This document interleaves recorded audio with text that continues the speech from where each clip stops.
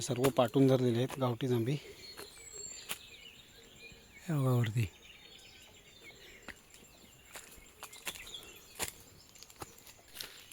मित्र नमस्कार, पुन्हा एकदा स्वागत करतो आपलं नवीन एका व्हिडिओमध्ये. सकाळी मित्रांनो सकाळच म्हणजे अगदी पहाटे पावसाने जोरदार हजेरी लावली होती आणि त्यानंतर जवळ 1.5 तास तरी पडत होता पाऊस.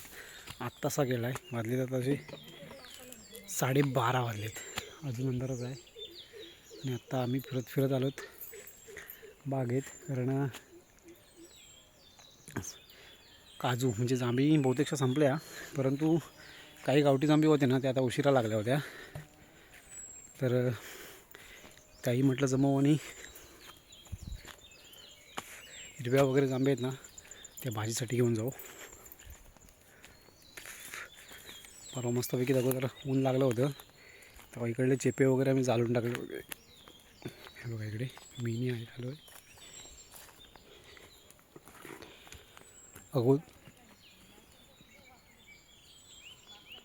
अगोदरच्या पावसामुळे सगळे चेपे भिजले होते, परंतु नंतर ऊन पडल्यावरती चांगले व्यवस्थित जाळून टाकलेले.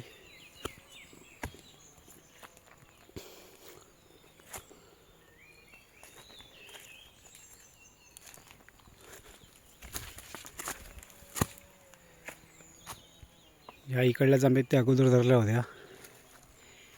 तिकडे पुढे एक जांभ आहे, ती एक आहे, आणि इकडे माठी एक आहे.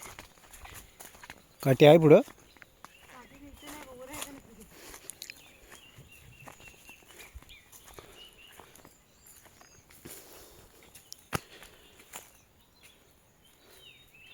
साफसफाई करताना जो सगळा टाळा होता ना गोळा केलेला, तर सर्व एकत्र करून ठेवला होता.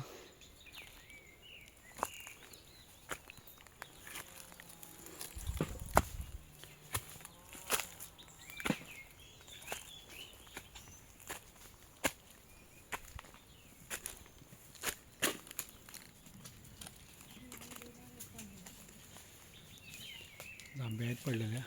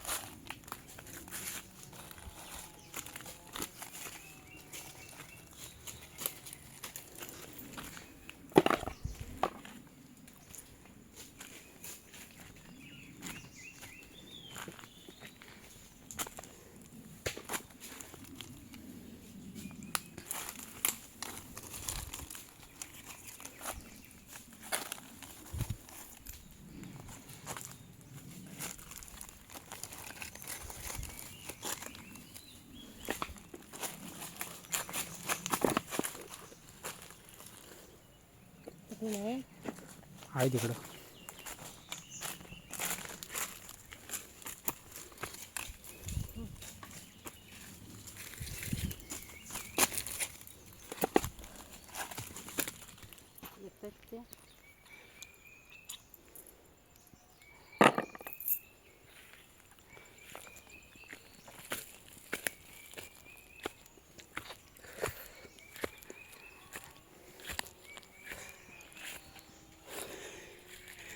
पोळे सगळे जाळून झाल्याच्यामुळे एकदम मोकळं वाटते बघा सगळं.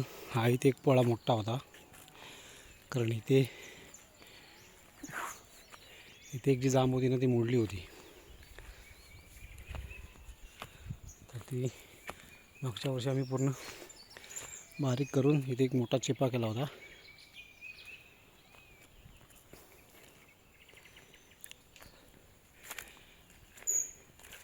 पोळे जाळण्यासाठी हाच एक पिरियड चांगला उत्तम असतो, कारण वनवा वगैरे जाण्याची शक्यता नसते. या जांभीखाली पण पडलेत, इथे वरती फुटून तोपर्यंत गोळा करून ठेवतो.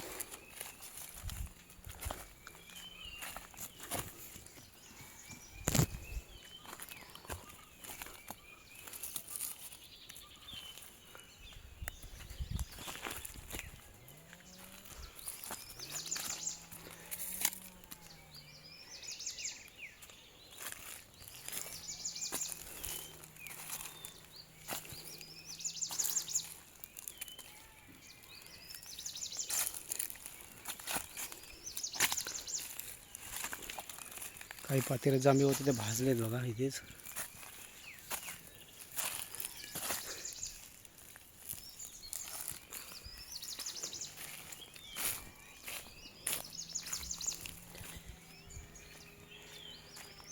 या छोट्या छोट्या वेंगुर्ल्या त्या अगोदर धरल्या होत्या. आणि इकडे सध्या कोकणात बऱ्याच जणांच्या गावठी जांभे आताच धरायला लागलेत पाठवून.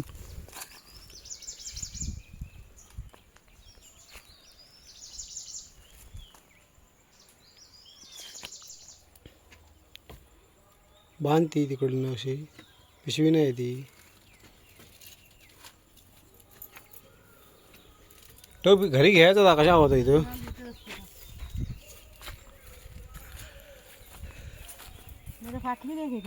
नाही इकडनं वरनं पडली बाई, इकडनं पडली.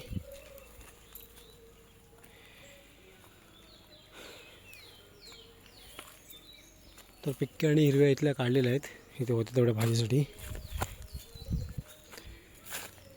15-20 मिनिटाचं काम होतं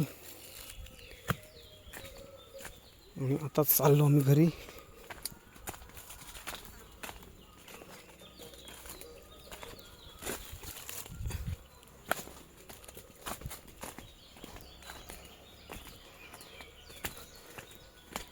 मागच्या वर्षी पावसाने सुरुवात लवकर केली होती. एवढ्यात या वाळाला वगैरे पर्याला पाणी होतं आणि इकडे पेरणी पण लवकरच सुरुवात केलेली होती. एवढ्यात रोपं वाढली होती. यंदा काय पावसाचं खरं नाही.